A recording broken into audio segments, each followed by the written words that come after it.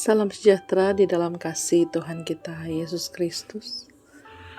Gema kabar baik kembali menyapa kita, yang didasari dalam renungan santapan harian hari Selasa 8 Juli 2025. Firman Tuhan hari ini diambil di dalam Kisah Para Rasul 22 ayat 23 sampai 29.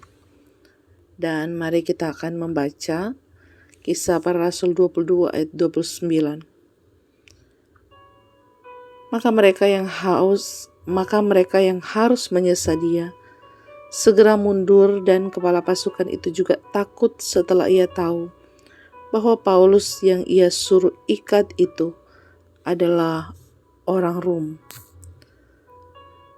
Saudaraku, tema renungan hari ini adalah identitas yang menyelamatkan.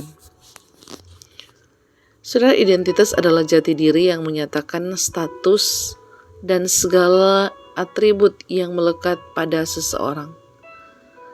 Kadang identitas tertentu dapat menyelamatkan sang pemilik identitas. Paulus yang kala itu sedang terimpit oleh desakan orang banyak, dibawa ke markas dan hendak didera dengan cambukan. Betapa bijaknya Paulus, seorang terdakwa yang akan disiksa, dengan tegas menyatakan identitasnya sebagai warga negara Roma. Setelah dipastikan bahwa identitas itu benar, bahkan didapat karena kelahirannya, dia terluput dari penyiksaan. Saudara, pada waktu itu ada masa hukum Romawi yang disebut Civis Romanus Sum, bahwa warga negara Roma tidak boleh dicambuk dan dihukum tanpa pengadilan. Hakim yang menolak pembelaan warga negara Roma akan dijatuhi sanksi, bahkan dihukum mati. Sang kepala batalion tentu tidak berani melanggar hukum ini.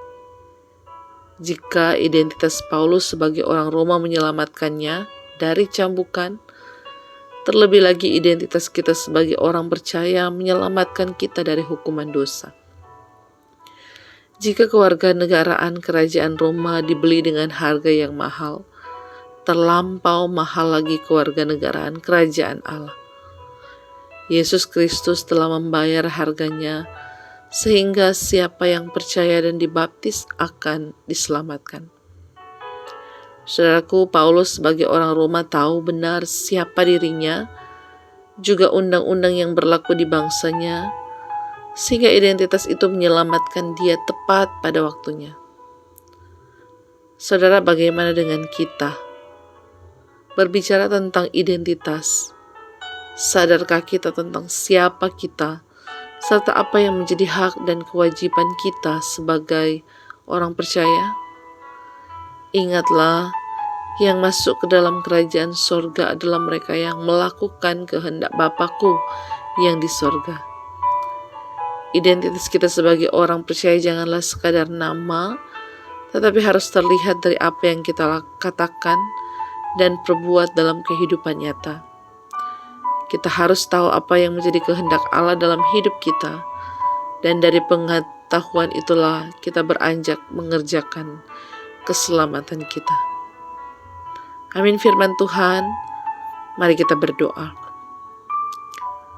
Kami bersyukur karena kami punya identitas baru di dalam Engkau. Kami adalah anak-anak Allah. Kami adalah orang-orang yang telah ditebus oleh Yesus Kristus dengan darah yang mahal. Dan Tuhan, sesungguhnya sebagai orang-orang yang percaya kepada Engkau, orang-orang yang telah ditebus, maka kami diingatkan supaya kami hidup sesuai dengan identitas kami. Dan identitas itu nyata lewat setiap perbuatan yang benar dalam kehidupan nyata.